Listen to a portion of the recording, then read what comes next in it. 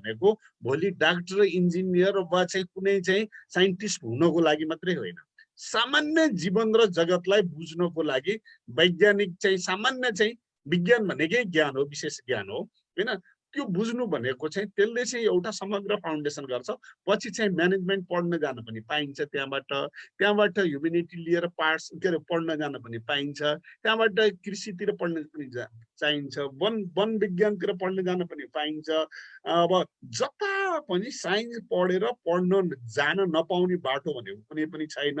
मात्रै पास गरेर 2 वर्षको चाहिँ पास गरेर त्यहाँ चाहिँ त्यसले त्यो कोर्सले भनेको कुरो सिक्न सकिन्छ कि सकिन्न भन्ने मात्रै हो, नत्र भने चाहिँ त्यो 2 वर्ष चाहिँ खेर नजाओस् भन्नको लागि मात्रै हो। नत्र भने साइन्स पढ्नलाई विचारै गर्नु पर्दैन। होइन म ग्यारेन्टी चाहिँ भोलि म्यानेजमेन्ट उसमा जाने हुँ भन्ने हो भने पनि साइन्स पढेर म्यानेजमेन्टमा जानको लागि चाहिँ भोलि अझ चाहिँ computer skill, mathematics skill, scientific skill त्यो सबै उपयोगी नै हुन्छ हैन। त्यो सबै उसँग सूचना पनि छैन, के पढे कसो हुन्छ भन्ने पनि थाहा छैन।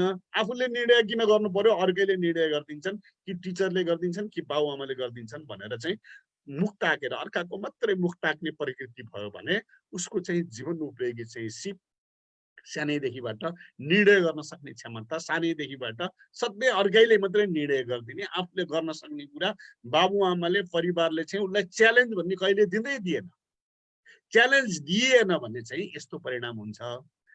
जस्तै आफ्ना साथीहरूसँग, परिवारका सदस्यहरूसँग, शिक्षकसँग राम्रा नराम्रा कुराहरूको पहिचान गर्न सक्नु नसक्नु, को साथी राम्रो को साथी नराम्रो, को साथी किन राम्रो को साथी किन नराम्रो, सबै मान्छे संसारमा राम्रा छन् कि कोही मान्छे नराम्रा पनि छन्, यो ढङ्गले दुईटै पाटोबाट संसारमा राम्रा पनि छन् नराम्रा पनि छन्, संसारमा चोर पनि छन् डाका पनि छन्, संसारमा देवता पनि छन् राक्षस पनि छन्। देवत्व भन्ने के हो, राक्षस भन्ने के हो, संसारमा चाहिँ राम्रा कुशल व्यापारीहरू छन्, ठगहरू पनि छन्। यतिखेरै चाहिँ कोरोना भइरहेका बेला हिजो मात्रै 9 किसिमको चाहिँ औषधिहरू नक्कली चाहिँ एकदमै चाहिँ डुप्लिकेट चाहिँ सेनिटाइजरहरू चाहिँ बजारमा आएको छ। अब व्यापार गर्नु, व्यवसाय गर्नु, सृजना गर्नु, उद्योग व्यवसाय गर्नु चाहिँ राम्रो छ हैन, रोजगारी सृजना गर्छ, अर्थतन्त्र विकास गर्छ। त्यही भित्र चाहिँ ठगहरू छन्, चोरहरू छन्, डागाहरू पनि छन्। संसारमा चाहिँ राम्रा पनि छन् नराम्रा पनि छन्। त्यसकारण चाहिँ संसारमा उनले जम्मै कुराहरू चाहिँ यो बुझ्नु जरुरी छ। राम्रो केले हुन्छन्, नराम्रा केले हुन्छन्, उनले सानैदेखिबाट यसरी बुझ्नु भनेको चाहिँ के हो भन्दा सबै कुरालाई चाहिँ जोसुकैले चाहिँ सहमति गर्न पनि सकिँदैन, असहमति गर्न पनि सकिँदैन। त्यसकारण चाहिँ यसका आधारमा सोचेर चाहिँ निर्णय गर्नुपर्छ। समालोचनात्मक सिप चाहिन्छ निर्णय गर्नको लागि, कति ठिक कति बेठिक तर्कहरू गर्न सक्ने सिप चाहिन्छ, तथ्याङ्कहरू सङ्कलन गर्ने सिप चाहिन्छ, तथ्याङ्क विश्लेषण गर्न चाहिन्छ। निर्णय गर्नु भनेको चुनौतीको सामना गर्ने र सुव्यवस्थापनको सिप चाहिन्छ, coping with self management skill. मैले एकदमै धेरै चलन चल्तीमा आएको र मैले कक्षा कोठामा पनि परिवारमा पनि सबैलाई भन्ने गरेको र यहाँ पनि भन्ने गरेको, हाम्रो आशीर्वाद दिने छोराछोरीहरूलाई चाहिँ आशीर्वाद दिने तरिकामै चाहिँ पनि परिमार्जन गर्नुपर्दो रहेछ। छोराछोरीलाई चाहिँ आशीर्वाद दिँदाखेरि तिमीलाई कहिले दुःख नपरोस्, कहिले समस्या नपरोस् भनेर आशीर्वाद दिँदा रहेछौँ। तिमीलाई मनले चाहेको कुरा पुरा होस् भन्दा रहेछौँ। त्रुटि रहेछ त्यसमा। हामीले घर परिवारमा श्रीमती म हामी बसेर आफैले छलफल गरेर यसलाई परिमार्जन गरेर के गर्यौँ भन्दा कहिले दुःख नपरोस् भन्ने चाहिँ यो चाहिँ बेकारको चाहिँ आशीर्वाद, त्यो दुनियाँमा कसैको लागि पनि लागु हुँदैन। जति दुःख पर्ने हो परोस्, तर दुःखसँग नातिनी र सामना गर्न सक्ने ताकत पैदा होस्। यसो भन्यो भने आशीर्वाद दिँदैखेरि ए हो त दुःख पनि हुँदो रहेछ संसारमा। कहिले दुःख नपरोस् भनेर बाबाले त्यही भनेको छ, आमाले त्यही भनेको छ, गुरुले आशीर्वाद दिँदा त्यही भनेको छ, हजुरआमाले त्यही भनेको छ। भगवानको चाहिँ गएर मन्दिरमा गइसकेपछि चाहिँ पनि आशीर्वाद दियो चाहिँ भगवानले आशीर्वाद दिँदाखेरि पनि त्यही हुन्छ भन्ने बुझिएको छ, जुन कुरो गलत छ। संसारमा दुःख छ, दुःखका कारण छन्, दुःखको चाहिँ हटाउन सकिन्छ। त्यो दुःख हटाउन सक्ने चाहिँ आन्तरिक क्षमता भनेको आफै भित्र छ भन्ने बुझ्यो भने जीवन उपयोगी सिप यही हो। दुःखै छैन भन्ने बुझ्यो भने संसारमा गलत बुझ्यो। जति धेरै पढे पनि, जति धेरै सम्पत्ति कमाए पनि संसारमा चाहिँ दुःख अप्ठ्याराहरू चाहिँ जम्मै चाहिँ पैसाले किनेर आउँदैन। त्यो निर्णय गर्न सक्ने क्षमता, व्यवस्थापकीय कला जहिले पनि चाहिन्छ भन्ने कुरा बुझ्यो भने त्यसले चाहिँ चुनौती छन् भन्ने कुरा बुझ्यो भने चुनौती सामना गर्नुपर्छ भन्ने पनि सँगसँगै उसले सिक्छ। त्यसो भएर चाहिँ कहिल्यै दुःख नपरोस् काम छैन, जति दुःख पर्ने हो परोस्, दुःखसँग नआत्तिने नभाग्ने ठुल्ठुला चाहिँ मान्छेहरू संसारमा चाहिँ जो असाध्यै प्रेरणाका लागि चाहिँ प्रेरणाप्रद मान्छेहरू भन्छौँ, ती सबै मान्छेहरूले संसारमा दुःख भोगेर आएका कथाहरू पढ्न पाइन्छ।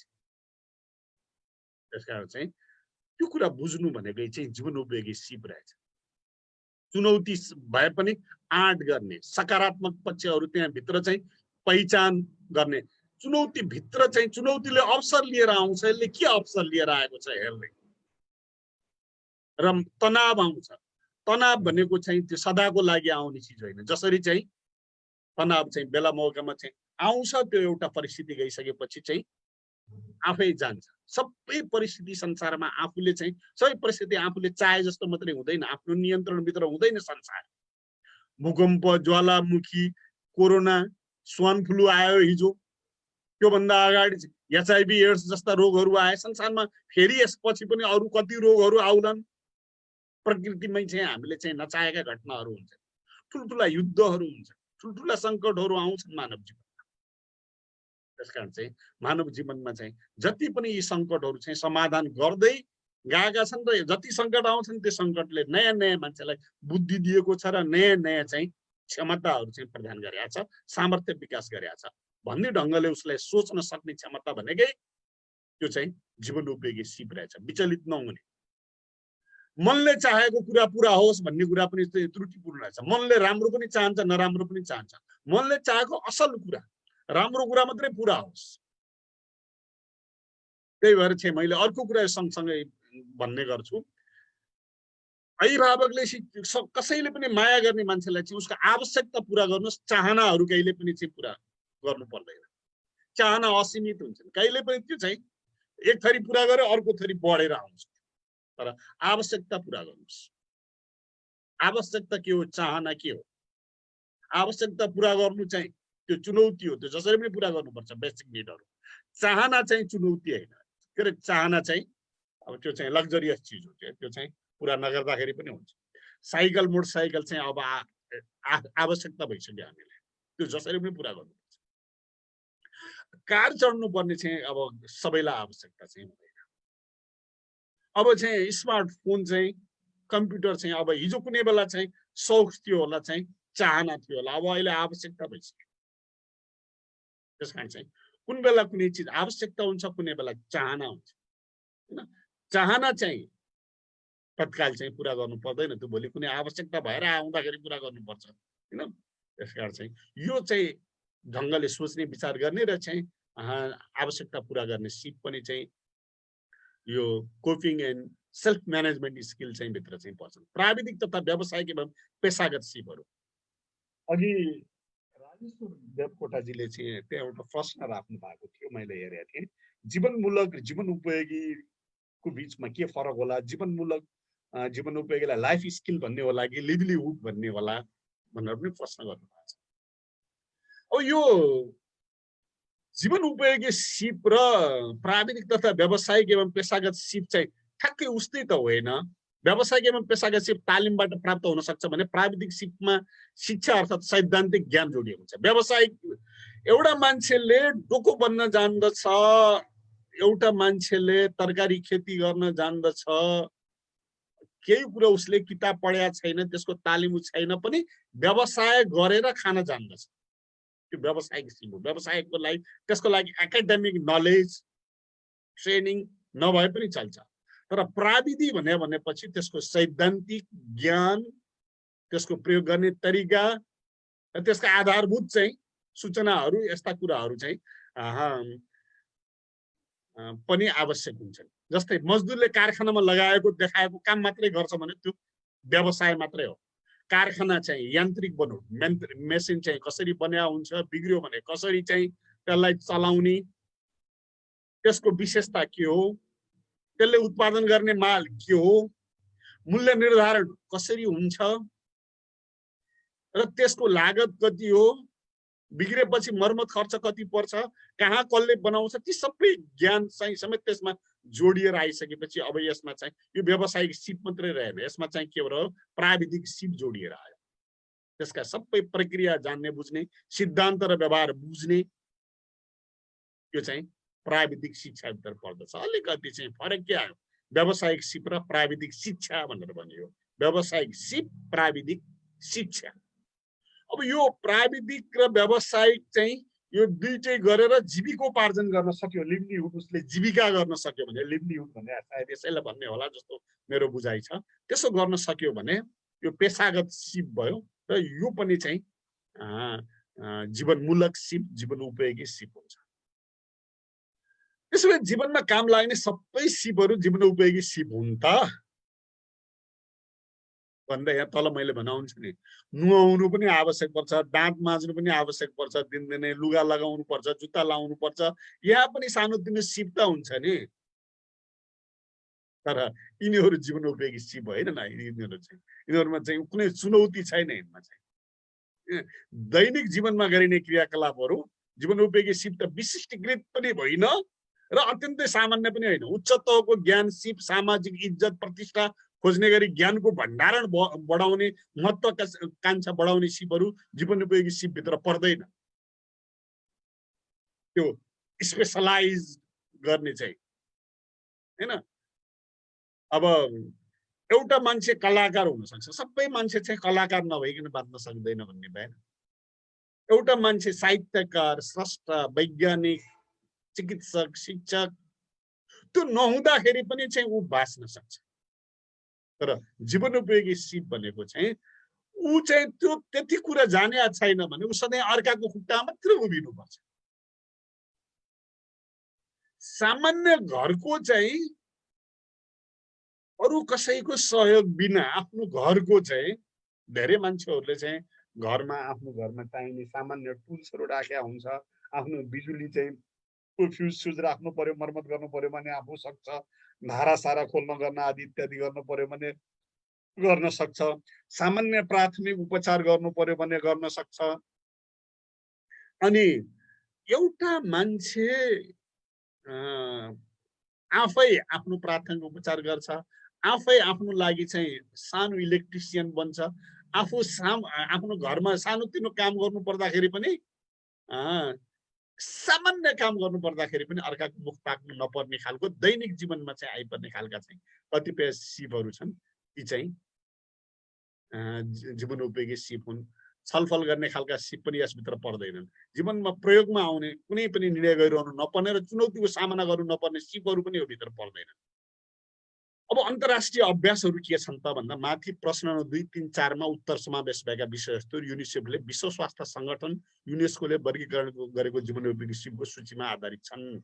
नेपालको सन्दर्भमा सबैको लागि शिक्षाको राष्ट्रिय कर्मयोजनाले बाँच्ने सिप, सामान्य सिप, परिवर्तनलाई आत्मसात गर्ने रूपान्तरित हुने सिप, घरको व्यवस्थापन गर्ने सिपलाई जीवन उपयोगी सिपमा समावेश गरेको रहेछ। युनिसेफले पनि अनौपचारिक शिक्षाका पाठ्य पुस्तक पनि जीवन उपयोगी सिपको सूचीमा प्रस्तुत गरेको छ। जस्तै आत्मजागरण, समानुभूति, इम्पाथी भन्छ नि, कुनै घटना देखेपछि तिमीलाई जस्तो भयो मलाई पनि त्यस्तै गरी यो घटनाले छोयो, दुईटैलाई चाहिँ उत्तिकै छोयो। निर्णय क्षमता, सृजनात्मकता, प्रभावकारी सञ्चार, अन्तर्व्यक्ति सम्बन्ध, मान्छे मान्छेको बिचमा चाहिँ राम्रो सम्बन्ध जोड्ने कुरा, संवेग नियन्त्रण गर्ने कुरा, हरेक मान्छेसँग रिस पनि छ, माया ममता पनि छ, लोभ छ, डर छ, चिन्ता छ, ती सबै छ। तर ती सबैलाई चाहिँ धैर्यका साथ नियन्त्रण गर्ने क्षमता। अनि तनाव व्यवस्थापन, समालोचनात्मक सिँचाइ, हजुरको कुरा त हजुरको दृष्टिकोणमा ठिकै होला, तर म अहिले अघि भने जस्तो आलोचना समालोचनाका कुरा। यस्तै बङ्गलादेशको चाहिँ अब बेग्ला बेग्लै देशको बेग्ला बेग्लै पनि रहेछ है जीवन उपयोगी सिप चाहिँ। बङ्गलादेशमा चाहिँ यो आर्सेनिक मुक्त सुरक्षित पिउने पानी चाहिँ कसरी चाहिँ त्यहाँको पानीमा चाहिँ धेरै आर्सेनिक भइसकेपछि पानी चाहिँ आर्सेनिक मुक्त छ है, त्यो चाहिँ बाट कसरी सुरक्षित हुने भनेर चाहिँ त्यहाँ चाहिँ अनौपचारिक शिक्षा पनि विद्यालयको शिक्षा पनि सिकाइन्छ भनेपछि त्यो चाहिँ जीवन उपयोगी सिप भयो। अब कहीँ ठाउँमा चाहिँ कुन ठाउँमा चाहिँ करेन्टहरू चाहिँ बढ्ता हुने ठाउँमा करेन्टबाट कसरी जोगिने, हात के अरे यो गैँडा हात्ती यो चाहिँ जङ्गलको किनारामा बस्ने मान्छेहरूले चाहिँ हात्ती गैँडाबाट कसरी चाहिँ सुरक्षित रहने, खोलाको किनारमा बस्ने बच्चाहरू कहिले कहिले खोलो बढेर आउने अवस्था भएको, नहर बढ्ने अवस्था भएकोलाई चाहिँ त्यहाँको बालबच्चाहरूलाई छुट्टै सिप चाहिएला उदाहरणको लागि। त्यसरी चाहिँ ठाउँ विशेषका चाहिँ सुरक्षित पिउने पानी, परिवारको योजना, लैङ्गिकता, प्रकोपबाट बच्ने उपाय, वातावरण संरक्षण गर्ने, वृक्षारोपण गर्ने, कानुनी अधिकार गर्ने, स्वरोजगारको कुराहरू गर्ने जीवनोपयोगी सिपको रूपमा समावेश गरेको पाइन्छ। नेपालको पाठ्यक्रम विकास केन्द्रले अहिले अब पछिल्लोमा के छ, म 12 कक्षाको विषयमा अहिले चर्चा गरौँला। निष्कर्ष अहिले मैले यहाँ पढिरहनु परेन। अब म लाइफ स्किलको विषयमा चाहिँ यसरी वर्गीकरण गर्ने पनि चलन हुँदो रहेछ। मिल प्लानिङ, घरमा चाहिँ के खाने के नखाने, यो रोटी चाहिँ यो फापरको रोटी चाहिँ खायो भने के हुन्छ, कोदाको रोटी खायो भने के हुन्छ, गहुँको रोटीमा के हुन्छ, दालमा के हुन्छ, हाम्रो सबै किचनका विषयमा चाहिँ बच्चाहरूलाई जानकारी चाहिँ दिनु र ती चिजहरू कसरी बन्छन् भनेर सिक्ने सिकाउने काम पनि जीवनोपयोगी सिप हो। यो मिल प्लानिङ, किचनको चाहिँ हामीले खानेकुराहरू कसरी बन्छ, कहाँबाट आउँछ, त्यो विषयमा चाहिँ बुझ्नु भनेको पनि एउटा चाहिँ जीवनोपयोगी सिप हो। पैसा र मान्छेहरूलाई चाहिँ जति पनि पैसा चाहिए जति पैसा हुन्छ कि मान्छेसँग यति पैसा छ, यति चाहिन्छ, यति खर्च गर्न चाहिँ बजेट बनाएर चाहिँ खर्च गरिन्छ कि बजारमा भए जतिका जम्मै चिज उठाएर देखे जतिको सबै चिज किनेर ल्यायो भने कसको पैसाले पुग्छ होला? त्यसो भए त त्यो त पुग्दो रहन्छ। त्यसो भइसकेपछि पैसा कति छ, कति खर्च गर्ने, कुन काममा खर्च गर्ने भन्ने कुरा चाहिँ सानैदेखिबाट बुझ्ने कुरा पनि जीवनोपयोगी सिप हो। तनाव चाहिँ सानो मान्छेलाई पनि हुन्छ, ठुलो मान्छेलाई पनि हुन्छ, पाको मान्छेलाई पनि हुन्छ। अलिकति काम गर्नुपर्ने बित्तिकै तनाव हुन्छ। तनाव चाहिँ जीवनको चाहिँ हरेक चरणमा हुन्छ। त्यसलाई चाहिँ कसरी चाहिँ बुझ्ने भन्ने कुरा पनि चाहिँ जीवनोपयोगी सिप हो।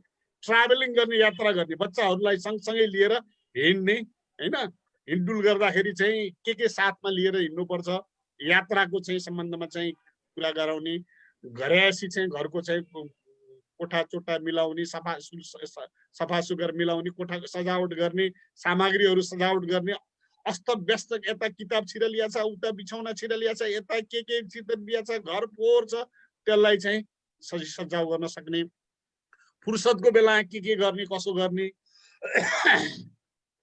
अनि हेल्थ न्युट्रिसन, के खायो भने स्वास्थ्यका लागि राम्रो हुन्छ, के खायो भने नराम्रो हुन्छ, स्वस्थ वातावरण के हो, र व्यावसायिक सिपहरू के हुन्। मान्छेले चाहिँ कोहीले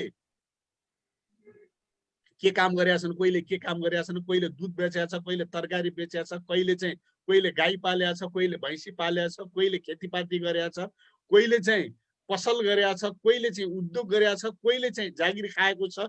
यो के चाहिँ मान्छेले चाहिँ के काम गरेर चाहिँ पैसा आउँदो रहेछ, के काम गरेर चाहिँ मान्छे बाँच्दो रहेछ। अनि समाजमा चाहिँ हैन, मान्छेहरू चाहिँ समाजमा मिलेर चाहिँ टोलको विकास गरेका छन्, वृक्षारोपण गरेका छन्, टोल सफा सुग्घर गरेका छन्।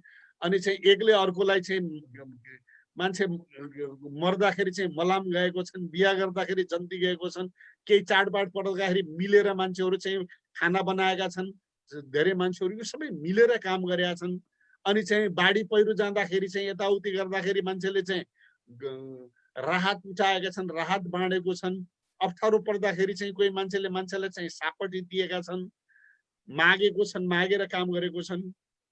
अनि बिहानदेखि बेलुकासम्म स्कुलहरूमा पनि रुटिन बनाएको छ, घरमा पनि चाहिँ यति बजे यो गर्ने, यति बजे यो गर्ने, बिरामीलाई चाहिँ औषधि खुवाउने बेला पनि यति बजे खुवाउने भनेर त्यसको लागि पनि चाहिँ समय चाहिँदो रहेछ। मान्छेको चाहिँ वर्षमा पनि चाहिँ चाडपर्व चाहिँ मान्ने पनि, चाडपर्वका पनि क्यालेन्डर हुँदो रहेछन्, जन्मदिनका क्यालेन्डर हुन्छन्, होइन, यो अनि बिहा वर्धन आदि इत्यादि पनि कुन महिनामा गर्न हुने, कुन महिनामा गर्न नहुने, यस्ता पनि चाहिँ हुँदो रहेछन्। पात्रो हुँदो रहेछन्, झुन्ड्याउने पात्र हुँदो रहेछ, अर्को पात्र हुँदो रहेछ। तिनमा चाहिँ सबै यस्ता खालका चाहिँ कोही चाहिँ मधुमेह दिवस अरे, कोही नर्स दिन अरे, कोही बालिका दिवस अरे, कोही ज्येष्ठ नागरिक दिवस अरे, यो के भन्ने रहेछ। यी सबै कुराहरू चाहिँ संसारमा चाहिँ के रहेछ, के रहेछ र सुरक्षा सम्बन्धी कुरा रहेछ। यस्ता कुराहरू चाहिँ बुझ्ने बुझाउने कुरा पनि जीवन उपयोगी सिपभित्र पर्दो रहेछन् भनिदो रहेछ। र अर्को चाहिँ यो चाहिँ यहाँहरू हामी सबैले धेरैले सुनेको धेरै चर्चामा आएको 4 पिलर अफ एजुकेसन भन्छ। Learning to know, learning to be, learning to live together, learning to do. अब कसैले यो लर्निङ टु डुलाई अगाडि राखेर लर्निङ टु लिभ टुगेदरलाई पछाडि राख्ने पनि चलन छ। पहिले त यो संसारमा चाहिँ आफू बसेको संसार चाहिँ कस्तो छ भनेर चाहिँ जो जान्ने बुझ्ने, अघि चाहिँ धीर सरले भने जस्तो किशोर अवस्था भइसकेपछि जिन पियाजेले भने अनुसार त 12 वर्ष भइसकेपछि चाहिँ फुल्ली एब्स्ट्र्याक्ट थिङ्किङ हुन्छ। नदेखेको विषयमा पनि परिकल्पना गर्ने, सोच्ने। संसारमा चाहिँ रोबोटको कुरा गर्यो भने रोबोटले चाहिँ कसरी काम गर्छ होला, मान्छे चाहिँ मङ्गल ग्रहमा पुग्यो भने कसरी कसरी यसरी यसरी त्यहाँ जान्छ, यसरी यसरी फोटो खिचेर पठाउँछ भन्ने कुरो उसलाई प्र्याक्टिकली नदेखाए पनि वर्णन गरेको आधारमा पनि उसले बुझ्न सक्ने चाहिँ अवस्था आयो भने यो एब्स्ट्र्याक्ट थिङ्किङको अवस्था भयो होइन। नदेखेको विषयमा प्रत्यक्ष अनुभूति नगरेको सवालमा पनि घटनाहरूलाई जोडेर, कथालाई जोडेर कुरा बुझ्न सक्ने अवस्था भयो यो हैन। त्यो बेला भइसकेपछि प्रब्लम सल्भिङ क्षमता पनि विकास भएको हुन्छ, डिसिजन गर्ने क्षमता पनि विकास भएको हुन्छ र acquisition of knowledge is well as the use of knowledge, सम्पूर्ण ज्ञान आर्जन गर्ने र आर्जन गरेको ज्ञानलाई चाहिँ जीवनमा चाहिँ प्रयोग गर्न सक्ने चाहिँ क्षमता चाहिँ एउटा पिलर हो चाहिँ त्यो डेभलपिङ रिजनिङ, तर्क गर्न सक्ने यो लर्निङ टु नो एउटा सिप चाहिँ जीवनको महत्त्वपूर्ण सिप हो। लर्निङ टु बी, सिकेर के गर्ने भन्दा आफ्नो खुट्टामा उभिन सक्ने, स्वतन्त्रतापूर्वक अर्काको जीवनमा अप्ठ्यारो, अरूको चाहिँ अधिकारमा चाहिँ हस्तक्षेप नगर्ने गरी आफ्नो अधिकार प्रयोग गरेर बाँच्न सक्ने, self management life skill related to self awareness, self esteem. म मान्छे हुनुको धन्य यो संसारमा जन्म लिन पाएर यति सुन्दर संसार छ, यति यो 4 अरबको चाहिँ 4.5 अरबको चाहिँ यो सृष्टिमा, यो पृथ्वीको सृष्टिमा अझ ब्रह्माण्डको 12-13 अरब वर्षको भन्छ, यत्रो सृष्टिमा म थोरै वर्षको लागि यहाँ आएको छु, फेरि यो संसारमा आउने पनि होइन। यस्तो संसार चाहिँ मैले केही समय देखेर जाने भनेपछि यो चाहिँ फेरि यस्तो अद्भुत चेतना लिएर आएका धेरै किरा मध्ये म एउटा किरा हुँ। त्यसकारण चाहिँ म कसरी धन्नै म जन्मेर आएँ यहाँ। मैले भन्ने गर्छु नि कहिले कहिले, अहिलेको जस्तो परिवार नियोजनको जमाना भएको भए म यो रमाकान्त सापकोटा भन्ने मान्छे यो धरतीमा अस्तित्वै हुन्थेन। म मेरो बाबुआमाको चाहिँ चौथो सन्तान। धन्नै चाहिँ त्यति बेला चाहिँ मेरो बाबुआमाको बेलामा चाहिँ परिवार नियोजन भन्ने थिएन र 3टा सन्तान पछि पनि चाहिँ म चौथो सन्तानको रूपमा चाहिँ यहाँ आएँ। बहुत दुर्लभ चाहिँ मान्छे चाहिँ मध्येमा पर्छु। अझ पहिले त जेठो माइलो साइलो काइलो काइलो भन्ने पनि थिए यहाँ चाहिँ। त्यो काइलाहरू त संसारमा काइला जति छौ तिमीहरू बसेर चाहिँ संगठन बनाए हुन्छ, अब भोलिको जमानामा काइलो भन्ने मान्छे चाहिँ हुने छैन भनेर मैले ठट्टा गर्ने हैन। ती काइला भन्ने मान्छेहरू हैन, ती मान्छेहरू त संसारमा चाहिँ बहुत भाग्यवानी हुन्। ती चाहिँ अहिलेको जमाना हो भने अब काइला मान्छे आउनै पाउँदैनन्। त्यसो भएर चाहिँ संसारमा यो बाँच्न, यो संसारमा चाहिँ आउन पाउनु, बुझ्नु भनेको आफैमा सौभाग्य। त्यसले चाहिँ के हुन्छ, आफूलाई गौरवको अनुभूति हुन्छ। यसले चाहिँ मैले चाहिँ अब यो जीवनमा चाहिँ पाएको चिजलाई चाहिँ राम्रोसँग सदुपयोग गर्नुपर्छ र केही सिकेर धेरै वर्षसम्म चाहिँ मलाई चाहिँ मान्छेले सम्झोस् भन्ने ढङ्गले जानुपर्छ भने लर्निङ टु बी को लागि प्रेरणा दिन्छ यसले। त्यसकारण चाहिँ यसले सकारात्मक चिन्तन चाहिँ विकास गर्नु, जीवनमा चाहिँ अभूतपूर्व चाहिँ जीवन के छ भन्दा रित्तो सपना होइन, जीवन त अवसरै अवसरले भरिएको छ, जीवन त एउटा अद्भुत चाहिँ चमत्कार हो भन्ने ढङ्गले चाहिँ बुझेर चाहिँ आफूले सगौरव आफ्नो जीवनलाई चाहिँ स्वीकार गर्नु भनेको लर्निङ टु बी हो।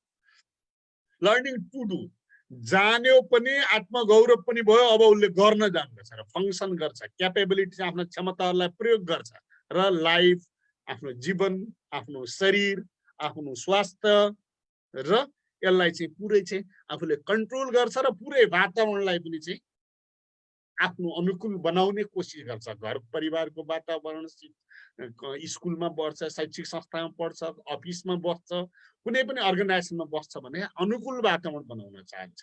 हैन, वातावरण बनाउन सक्छ भने लर्निङ टु डु भयो। अब म मात्रै भएर त भएन, यो संसारमा चाहिँ अरूलाई पनि बाँचौँ, लर्निङ टु लिभ टुगेदर, संसारमा सबै बाँचौँ, संसारका सबै मानिस, यो धरतीमा चाहिँ तेरो मेरो यो नेपाल भारत इन्डिया भनेर पछि चाहिँ राज्य सत्ताले बनाएको त हो नि, धरती वसुधैव कुटुम्बकम थियो नि त हाम्रो त पहिला त, संसारका सबै मानव जाति चाहिँ हामी सबै प्राणीहरू हौँ। पछि चाहिँ यो राज्य सत्ता बन्यो, व्यापार व्यवसाय बन्यो हैन, त्यसपछि चाहिँ आफ्नो आफ्नो देश, आफ्नो आफ्नो एक देशबाट अर्को देशमा जाँदाखेरि भिसा लाग्ने चलन चल्तीमा बन्यो। तर संसारका सबै मान्छेहरू चाहिँ एक हौँ, सबै मान्छेहरूले, एक देशका मान्छेहरूले अर्को देशका मान्छेहरूमाथि उत्तिकै चाहिँ भाइचाराको हिसाबले हेर्नुपर्छ। संसारबाट सिक्न सकिन्छ। संसारमा चाहिँ यी सबै मानव जाति हुन्। यहाँका मान्छे चाहिँ गएर कुन कुन देशमा, जापानमा, अमेरिकामा, चीनमा, मुस्लिम कन्ट्रीमा, हिन्दू कन्ट्रीमा, बुद्धिस्टहरूकोमा, क्रिस्चियनहरूकोमा, को कुन धर्म मान्ने मान्छेहरू, सबै धर्म मान्ने मान्छेहरू एक अर्कोमा मिलेर बसेका छन्, एक अर्कोको चाहिँ मिलेर श्रम गरेका छन्, एक अर्को मिलेर बसेका छन्। त्यसकारण चाहिँ संसारमा चाहिँ लर्निङ टु लिभ टुगेदर चाहिँ को चाहिँ जीवन सिप पनि चाहिँ जीवनोपयोगी सिप रहेछ।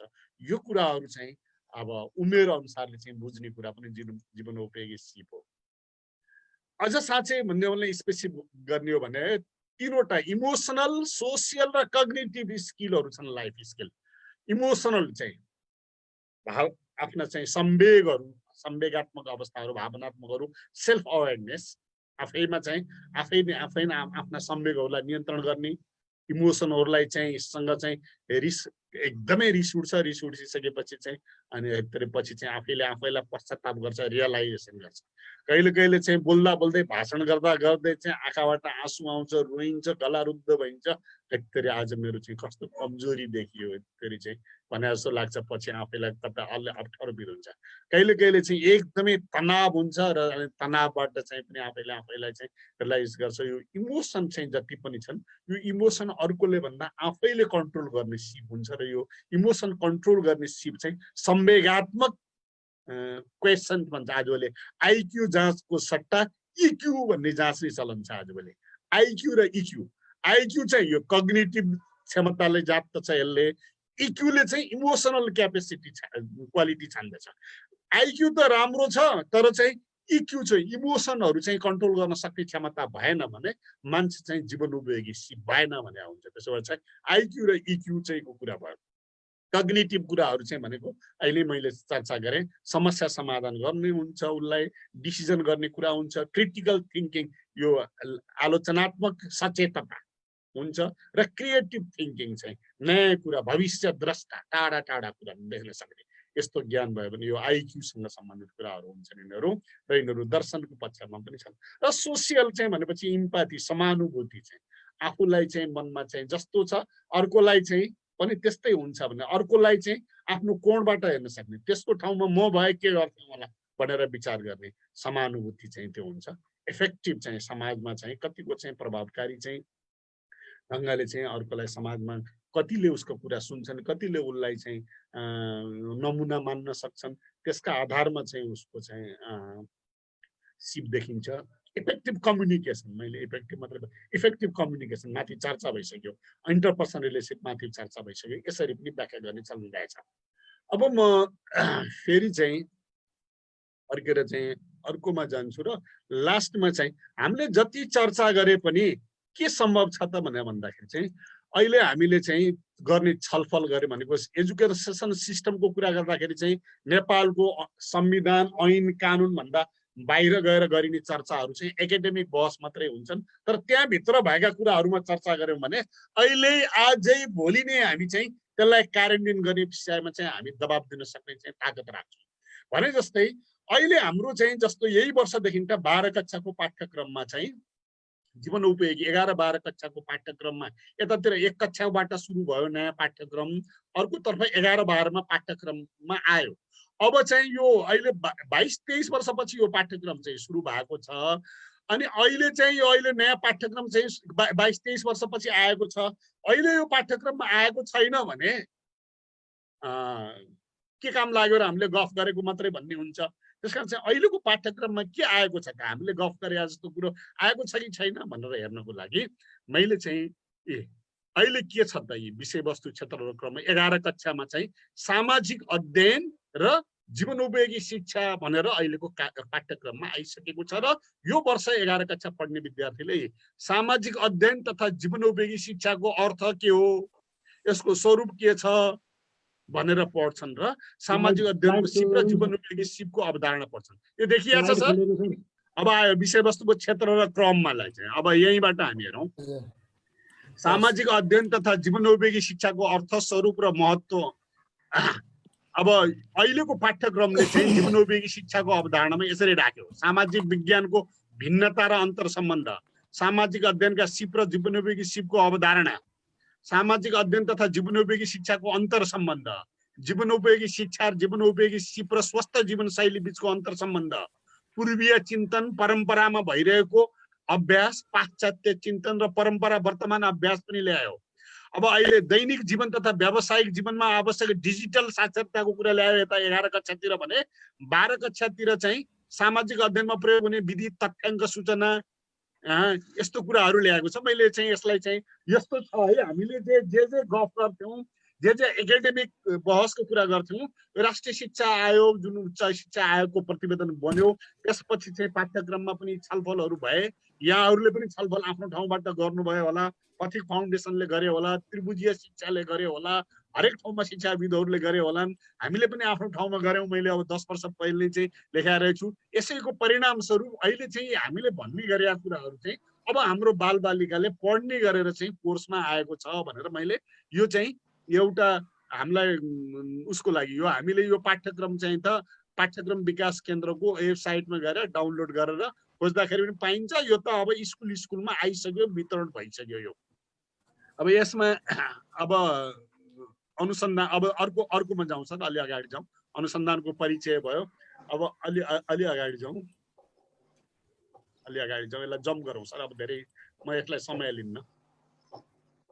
अब यसमा तल चाहिँ केही केस स्टडीका चाहिँ उदाहरणहरू छन् सर। अझै तल जाउँ त यो सञ्चार सिपहरू मैले अघि जे भनेको थिएँ, इम्प्याथी, सेल्फ अवेरनेस, स्ट्रेस म्यानेजमेन्ट, यी जम्मै कुरा यो अघि मैले भनेका कुराहरू चाहिँ कोर्समा आइसक्यो है। मैले यतिको लागि मैले देखाएको हजुरलाई चाहिँ। अरु अगाडि अब भूगोलको विषयमा यसरी चाहिँ नेपालको भूगोल, विश्वको भूगोल, नेपालको इतिहास, विश्वको इतिहास हैन, अनि ससाना राज्यहरू, अनि नेपालमा पृथ्वीनारायण शाहदेखिबाट अहिलेसम्म नेपालको इतिहास, भूगोल, यो अहिलेको कम्प्युटर शिक्षा अनि सेल्फ अवेरनेस सबै मिसाएको छ सामाजिक शिक्षाभित्र। अरु अगाडि जाउँ।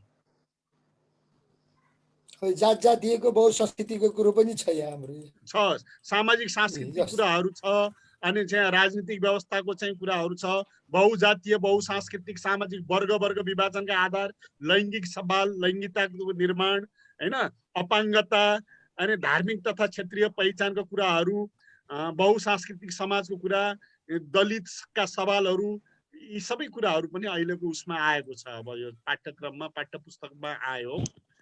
पाठ्यक्रममा आइसकेपछि त पाठ्यपुस्तक त अझ चाहिँ अब पाठ्यपुस्तक भन्दा नि पाठ्यक्रममा आइसकेपछि शहरीकरण के भयो, यो संघीयताको कुराहरू आयो, नागरिक अधिकारका कुराहरू आयो, मुलुकी संहिताको कुराहरू आयो, संविधानले चाहिँ के कस्तो आएको छ, बस्ती विकास कसरी हुन्छन्, गाउँ सहरहरू कसरी बन्छन्, नेपालको अन्तर्राष्ट्रिय सम्बन्ध कस्तो छ। अरु अगाडि जाउँ सर। यसो चाहिँ हामीले अघि गरेका चर्चा गरेका कुराहरू व्यवहारमा चाहिँ यसरी आएको छ र अब हरेक कक्षाको बच्चाहरूलाई चाहिँ हामी जीवनोपयोगी सिप चाहिँ अब स्वास्थ्यको शिक्षाको विषयमा, नेपालमा गरिबीको कुराहरूको के अवस्था छ, पोषणयुक्त खानेकुराको कुरा, अनि यसलाई सिकाउनको लागि प्रयोगात्मक कार्य तथा अन्य क्रियाकलाप चाहिँ यो पनि रोचक छ। अलि तलतिर चाहिँ प्रयोगात्मक कार्य तथा अन्य क्रियाकलाप भन्ने जो छ त्यो चाहिँ अझ तल जाउँ त सर।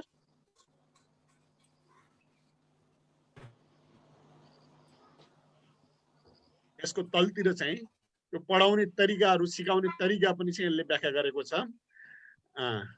ल हेर्नुहोस् है, यहीँनिर सामाजिक अध्ययनको झल्कने चार्ट तयार पारी कक्षामा प्रस्तुत गर्नु। शिक्षकको सहयोगमा आफूले अध्ययन गर्न चाहेको तपाईको समुदायमा छिमेकीको कृषि सिकाइ सहजीकरण गर्ने। कुनै बच्चालाई चाहिँ तिम्रो वरिपरिको छिमेकीले चाहिँ के खेती गर्छन्, कस्तो खेती गर्छन्, के गर्छन्, त्यो सबै चाहिँ उसलाई चाहिँ प्रस्तुत गर्नुपर्ने घर घरमा गएर अनि केस स्टडी गरेर उसले कोले चाहिँ कस्तो गरेका छन्, भौगोलिक क्षेत्रमा कुन कुन अन्य हुन्छ, फलफुल के हुन्छ, अनि तरकारी खेतीहरू के हुन्छ हैन, यस्ता कुराहरू। अनि तिम्रो कक्षामा बसेका 10 जना साथीहरू मध्ये चाहिँ कसले चाहिँ घरमा कस्तो कस्तो आय आर्जन हुँदो रहेछ त्यो फर्म भरेर बुझाउने, यस्ता कुराहरू चाहिँ यो चाहिँ पढ्ने र कण्ठ सुनाउने भन्दा पनि उनीहरूले चाहिँ तथ्याङ्क भर्ने, तथ्याङ्क विवरण लिने, यस्ता कुराहरू। पसलमा जाँदाखेरि तरकारी चाहिँ किन्न जाँदाखेरि तरकारी के अरे पसलमा गएपछि कुन तरकारी कहाँबाट आउँदो रहेछ, कुन महँगो हुँदो रहेछ, कुन सस्तो हुँदो रहेछ, किन महँगो हुँदो रहेछ, किन सस्तो हुँदो रहेछ, किन सबै सिजनमा चाहिँ एउटै तरकारी पाइँदो रहन्छ, त्यो सबै केस स्टडी गर्ने र बच्चाले प्रस्तुत गर्नुपर्ने हैन। यी सबै कुराहरू चाहिँ यो सामाजिक शिक्षासँग जोडेर जीवनोपयोगी शिक्षालाई चाहिँ यसरी चाहिँ अहिलेको पाठ्यक्रममा राखेको छ 11-12 मा। तल एक कक्षाबाट पनि स्थानीय पाठ्यक्रम भन्ने चाहिँ अहिले अब 761 वटै स्थानीय पालिकाले आफ्नो आफ्नो पाठ्यक्रम बनाउँछन्। जस्तो माडीका चाहिँ यहाँ चितवनको मेघौलीमा चाहिँ पढ्ने बच्चाहरूले चाहिँ हात्ती पोलो, अनि सौराहामा चाहिँ पढ्ने बच्चाहरूले जङ्गल सफारीको विषयमा चर्चा गर्लान् भने यता चाहिँ गैंडाकोटमा पढ्ने बच्चाहरूले चाहिँ मौला कालिकाको कुरा गर्लान्, कुरिनटारमा बस्ने बच्चाहरूले चाहिँ केबुलकारको कुरा गर्लान्। यसरी स्थान परिवेश अनुसारका चाहिँ पर्यटकीय उद्योग, कृषि व्यवसाय, त्यहाँका चाहिँ चाडपर्वहरू, जात जातिका चाहिँ विशेषताहरू, यो सबै कुराहरू चाहिँ लगायत लिएर धर्म संस्कृति यी सबै कुराहरू चाहिँ स्थानीय पाठ्यक्रममा समावेश गर्ने भनेको छ र पाठ्यक्रममा आइ पनि सकेको छ। र यसले के निर्देशित गरेको छ भन्दा यो स्थानीय पाठ्यक्रम र यो जीवनोपयोगी मैले यहाँहरूले देख्नुभयो नि सबै नेपाली भाषामै छ पाठ्यक्रम पनि, नेपाली भाषामै छन् यसका चाहिँ ऊ पनि। अब हाम्रोमा चाहिँ समस्या के छ भन्दा यसलाई अङ्ग्रेजीमा उल्था गरेर किताब पनि करिकुलम पनि यस्ता पनि प्रयत्न भइराखेको छ। मेरो दृष्टिकोणमा चाहिँ त त्यसले चाहिँ यसले जुन उद्देश्यले चाहिँ यो पाठ्यक्रम राखिया हो त्यो उद्देश्य अनुसारको सिकाइ त हामीले अङ्ग्रेजी भाषामा सिकायौँ भने नेपाली भाषा अथवा मातृभाषामा, अथवा यसलाई अझ के भनिन्छ भन्दा पहिलो भाषा मातृभाषा हो। गुरुङको बच्चाले चाहिँ गुरुङ कम्युनिटी मात्रै भएको ठाउँमा, यहाँ त अब हाम्रो मिक्स्ड सोसाइटी भयो। पहाडतिर हेर्ने हो भने अब उदाहरणको लागि आर्थर गाउँ भन्ने छ पर्वतमा एउटा, त्यो आर्थर गाउँभित्र चाहिँ बस्ने बच्चाहरूले स्कुल नगएसम्म त नेपाली भाषा उनीहरूले सुनेकै हुँदैन, जम्मै गाउँभित्र जम्मै गुरुङ भाषा मात्रै बोलेको हुन्छ। त्यसकारण चाहिँ उनले पूर्व प्राथमिक कक्षा यस्ता चिजहरू चाहिँ यसलाई एन्डिङ गर्नुपर्छ होला सर, छुट्याउँदै जाने हो कि त्यसकारण चाहिँ हुन्छ भन्दा पहिलो मातृभाषा, दोस्रो चाहिँ राष्ट्रमा प्रदेशमा सङ्घमा बोलिने चाहिँ चलन चल्तीको भाषा, तेस्रो भाषा भनेको अन्तर्राष्ट्रिय भाषा। अन्तर्राष्ट्रिय भाषामा सबै कुराहरू सिकौँ, अनुवाद गरौँ, संसारमा जति भाषा सिके पनि राम्रो हुन्छ, तर आधारभूत सिपका जुन जहाँ प्रश्न हुन्छ, जीवनोपयोगी सिपका कुराहरू, स्थानीय पाठ्यक्रमको कुरा, सामाजिक शिक्षाको कुरा, नैतिक शिक्षाको कुरा, जीवनोपयोगी शिक्षाका यी कुराहरू मातृभाषामा अथवा स्थानीय भाषामा चाहिँ पढाएनौँ भने यो चाहिँ सिकाइको चाहिँ उद्देश्य भन्दा उल्टो बाटो घोक्ने र जाँचमा चाहिँ लेखेर बच्चालाई चाहिँ अङ्क ल्याउने बनाउन सकौँला, तर उसलाई चाहिँ एउटा चाहिँ समाज उपयोगी मान्छे बनाउन सक्दैनौँ। र यसलाई अङ्ग्रेजीमा उल्था गरी अर्को भाषामा उल्टा गरी पढाउनु त मेरो दृष्टिकोणमा त त्यो अपराध हो, पाप भन्ने चाहिँ त्यही हो भन्ने लाग्छ मलाई कि। अब मैले त मेरो दृष्टिकोण राख्ने हो, योसँग सहमति असहमति त संसारमा चाहिँ अब डिबेटको छलफलको विषय होला हैन। यति नै कुराहरू राखेर अब हामीले चाहिँ के एउटा सुखद पक्ष भयो भन्दा जीवनोपयोगी सिपको विषयमा हामीले जे चर्चा गरेका थियौँ त्यो चाहिँ अहिले चाहिँ अब पाठ्यक्रममा आइसक्यो र अब सिक्ने कुरा भइसक्यो। यसले कमसेकम गति लियो। अब परिमार्जन गर्नुपर्ने कुरा त समयले माग्ला, हिडन करिकुलम पनि हुन्छ र हामीले चाहिँ अब यसलाई चाहिँ संस्थागत गरौँ, भएकोलाई लागू गरौँ, नहुने कुराको लागि थप चाहिँ हामीले चाहिँ सचेतना चाहिँ क्रिटिकल थिङ्किङ चाहिँ विकास गरौँ। यति भन्दै म बिदा हुन्छु। मसँग अहिलेसम्म सुनेर रहनु भएकोमा चाहिँ धन्यवाद ज्ञापन गर्छु। धन्यवाद रमाकान्त सरलाई। हामी लगभग 1 घण्टा लामो रह्यो, विषयवस्तु पनि अलि लामै भएको हुनाले पाठ्यक्रमको बारेमा पनि अलिकति चर्चा नगरिकन पुरा नहुने भएको हुनाले अलिकति लामो चर्चा गऱ्यौँ हामीले। र हामी अब लगभग 20 मिनट जति सामूहिक छलफल गर्नेछौँ र यसमा हाम्रो हरि सर यदि हुनुहुन्छ भने सहमति जनाएर यो वास्तवमा एकदमै राम्रो कुराहरू आछ। मैले चाहिँ नि छोटकरीमा एउटा 5 वटा बुँदा चाहिँ नि लेखेका थिएँ, जीवन उपयोगी शिक्षा कसरी दिने भन्ने चाहिँ नि विषयमा हैन। सबभन्दा पहिलो त उसलाई उमेर अनुसारकै कुरा हो हैन, तर उमेर अनुसार चाहिँ समाजलाई बुझ्न प्रेरित गर्नु, सामाजिक संरचना र सम्बन्ध, पारस्परिक सहयोगका क्षेत्र आदि बारे राम्रोसँग बुझाउनु। यो कुरा कथात्मक शैलीमा बुझाउन सके थप यो उपयोगी हुनेछ भन्ने एउटा मलाई लागेको समाज उपयोगी शिक्षा। अर्को चाहिँ उत्पादन र वितरण प्रणाली बारे जानकारी गराउनु। उत्पादक, किसान, मजदुर र व्यापारीले हाम्रो जीवनलाई कसरी सरल बनाएका छन् भन्ने विषयमा उदाहरण सहित बुझाउनु आवश्यक छ। तेस्रो चाहिँ उमेर अनुसार बालबालिकालाई नागरिक दायित्व बारे पनि सिकाउनु पर्छ, सरसफाई टोलमा उसमा भन्ने कुरा। अनि अरूसँगको हाम्रो जिम्मेवारी के हुन्छ, समाजका कमजोर वर्गलाई हामीले के गर्नुपर्छ भन्ने कुरा।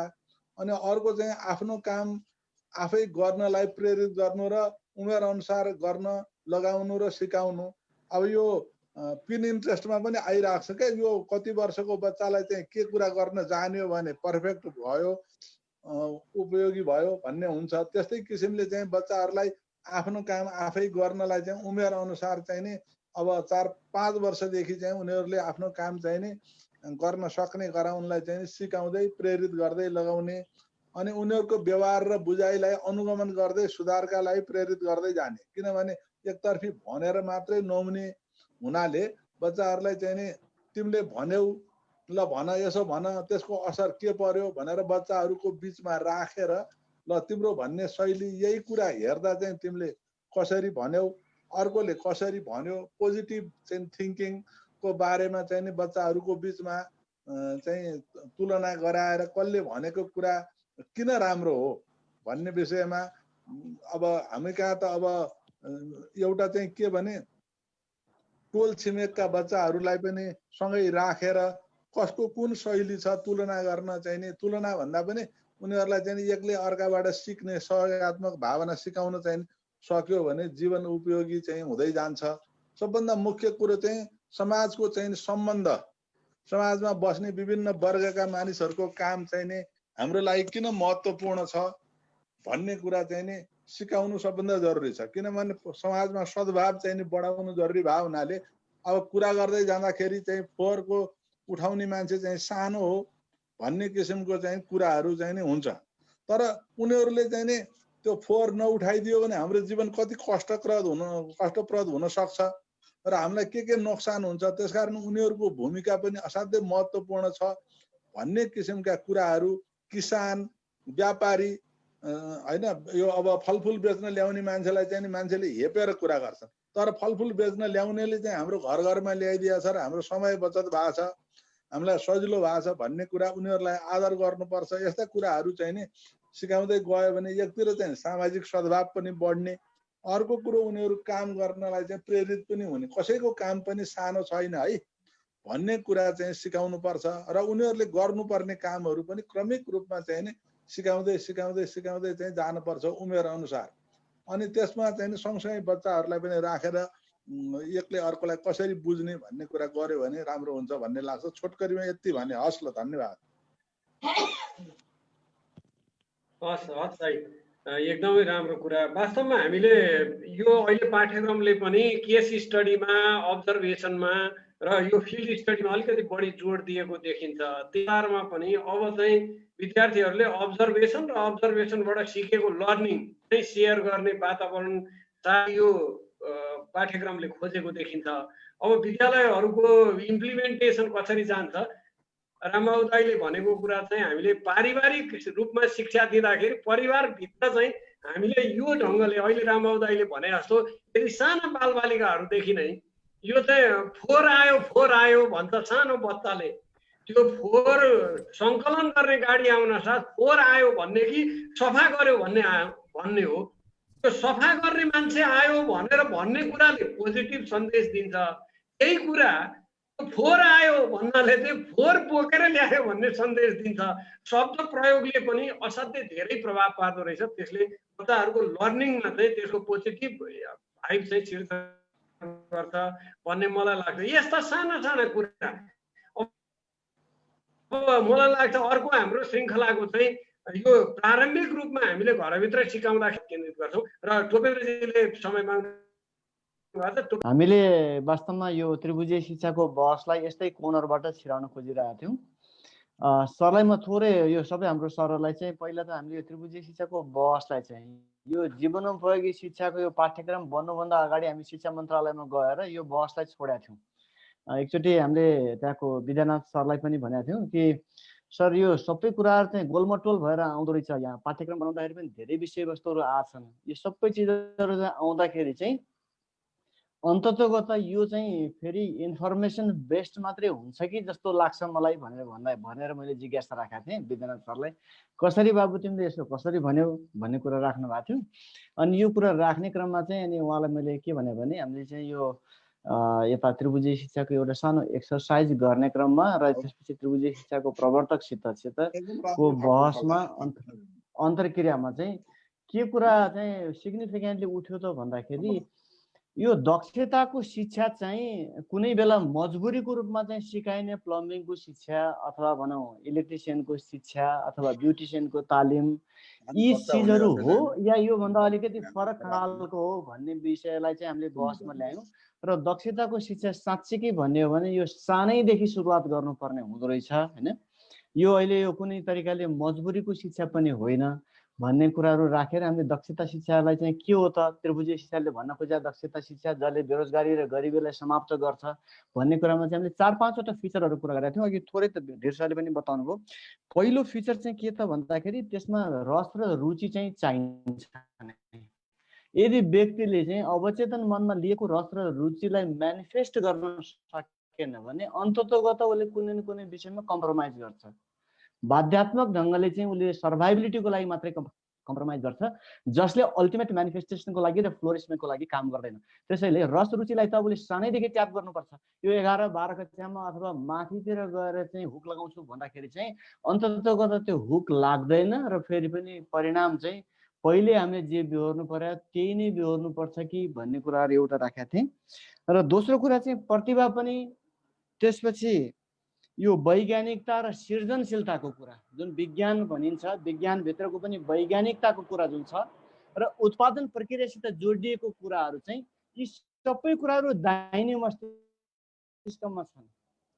यो दाहिने मस्तिष्कलाई जबसम्म एउटा राइट मेकानिजम मेथोडोलोजी नदिकन त्यसलाई ट्याप गर्न सकिँदैन तब पनि फेरि पनि यो घुमेफिरी रुम्जाटार भने जस्तै फेरि अन्ततगत इन्फर्मेसन बेस्ड एजुकेसनमा फस्छ। जुन कुरा चाहिँ अहिले हामी लामो समयदेखि विद्यालय कलेज स्कुलले चाहिँ पढाइराखेको बेसलाइन भनेकै इन्फर्मेसन मात्रै छ। 80% भन्दा बढी सूचना मात्रै हुँदाखेरि लास्टमा चाहिँ त्यसले कहीँ पनि नलाग्ने, कति पनि लिड नगर्न सक्ने हुन्छ भन्ने कुरा राखेर हामीले चाहिँ यो मन्त्रालयमा एउटा सानो विज्ञप्ति दिँदाखेरि पनि र पछि कुराहरू राखेका थियौँ। पछि यो पाठ्यक्रम गर्ने बेला चाहिँ हामीलाई पनि बोलाइयो, कति फाउन्डेसनलाई पनि, र हामी चाहिँ 2-3 जना प्रतिनिधि गएका थियौँ र फेरि पनि हामीले त्यही कुराहरू राख्यौँ। यो गर्ने क्रममा चाहिँ अब जो धेरै कुराहरू चाहिँ अलिकति इम्प्रुभमेन्ट भएछ। जुन अहिले जीवनोपयोगी शिक्षाको जुन रमाकान्त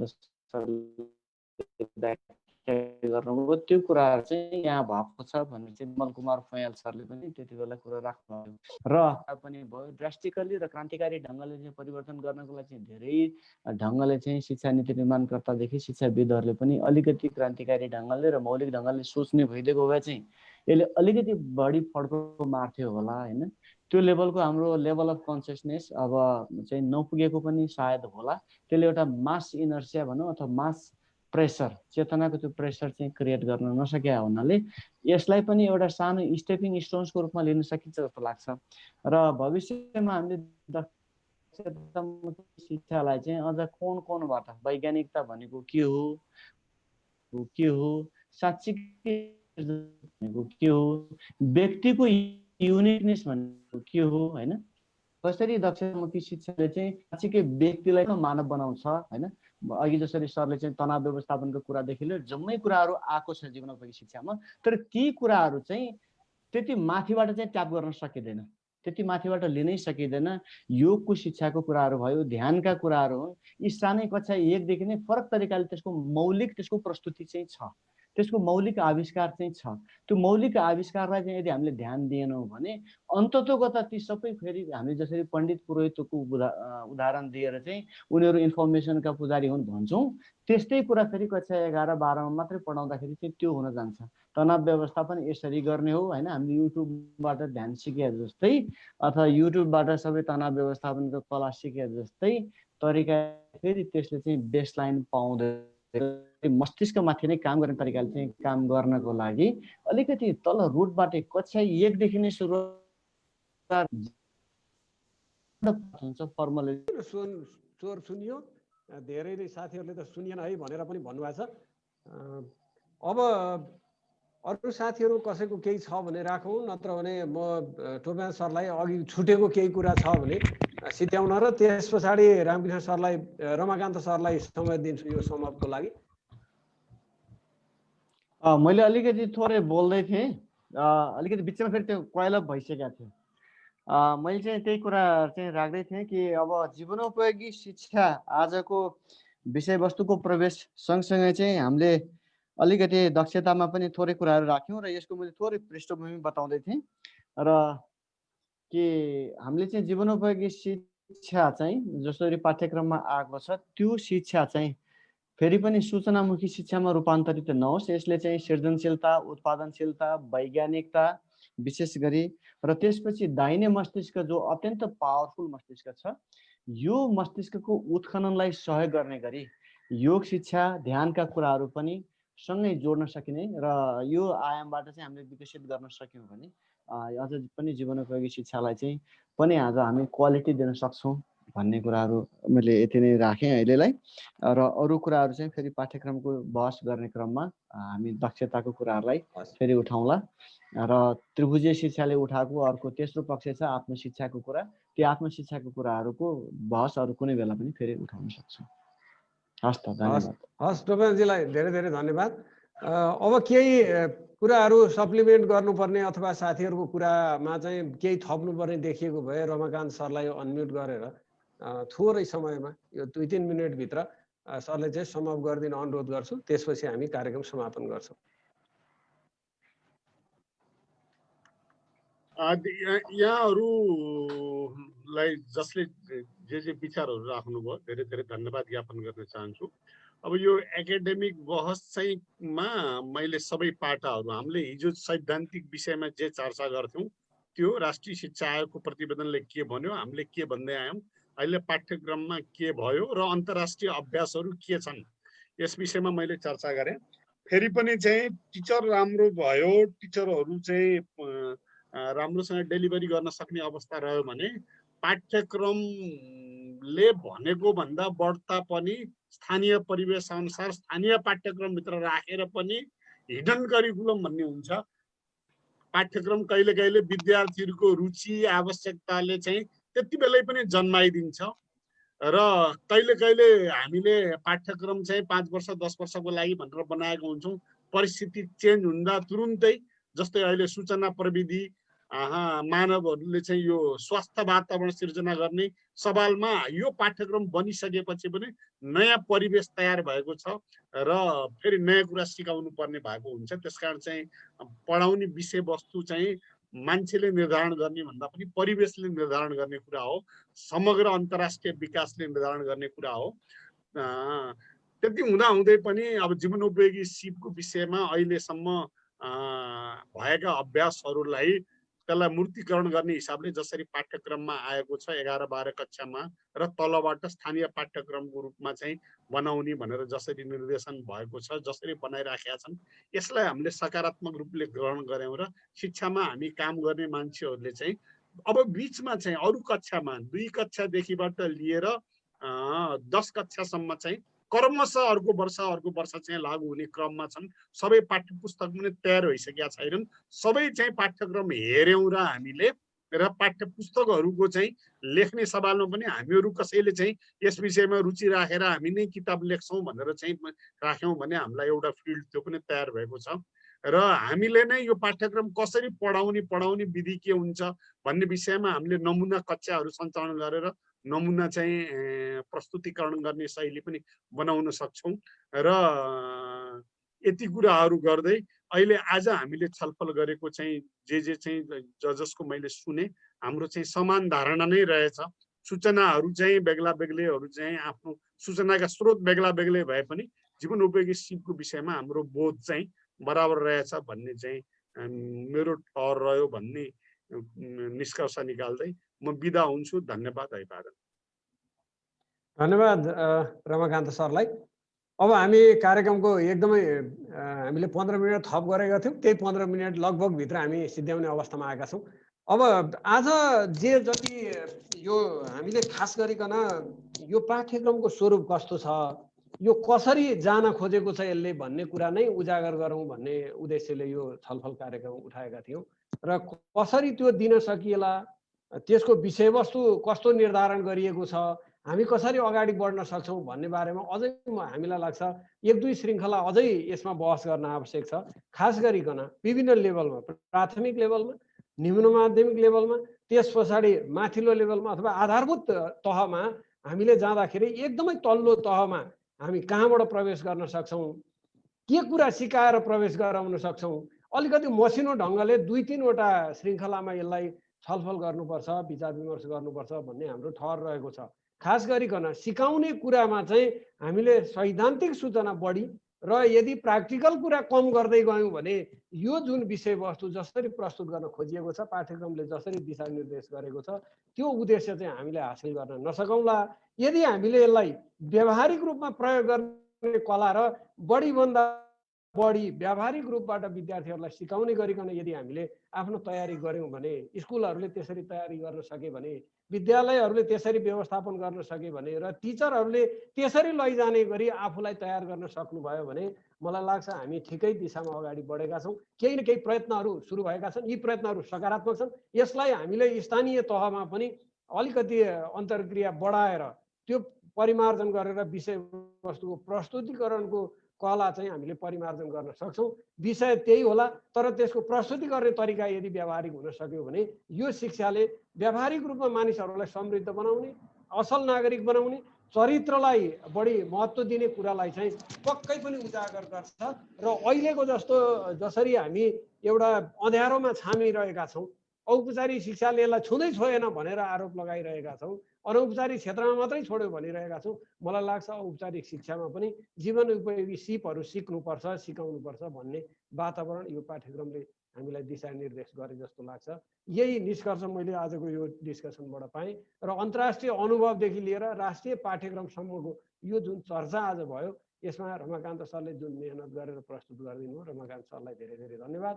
र जो साथीहरूले सहभागिता जनाउनु भयो सबै सहभागीहरूलाई हार्दिक धन्यवाद। अबको श्रृङ्खलामा हामी चाहिँ एकदमै बेसिक लेभलमा यो प्रस्थान बिन्दु के हुनसक्छ र कसरी त्यसलाई अगाडि बढाउन सकिएला भन्ने बारेमा अहिले हामी 11-12 को पाठ्यक्रमको कुरा त गऱ्यौँ, तर यो यदि आधार तहबाट एकदमै प्रारम्भिक तहबाट यसलाई अगाडि नबढाउने हो भने माथि गएर मात्रै त्यो सूचना दिएको भरले कुनै पनि मान्छेले जीवन उपयोगी सिप सिक्दैन होला। त्यसैले हामीले त के भन्छौँ भने 1-2 कक्षादेखि नै के सिकाउन सकिन्छ त्यो सिकाउन सुरु गर्नु पर्यो, त्यसपछि बढाउँदै लानु पर्यो। थ्योरिटिकल पछि बढाउँदै लाने प्रयोगका साना साना विधिहरू चाहिँ सानैमा दिनुपर्छ भन्ने हामीलाई लाग्छ।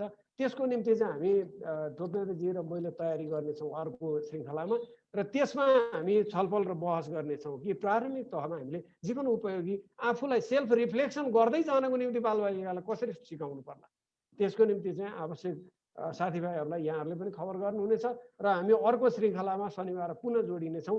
यति भन्दै आजको यो सत्रलाई, यो छलफल कार्यक्रमलाई हामी यहीँ विराम दिन्छौँ। हवस् त, सबैलाई धन्यवाद।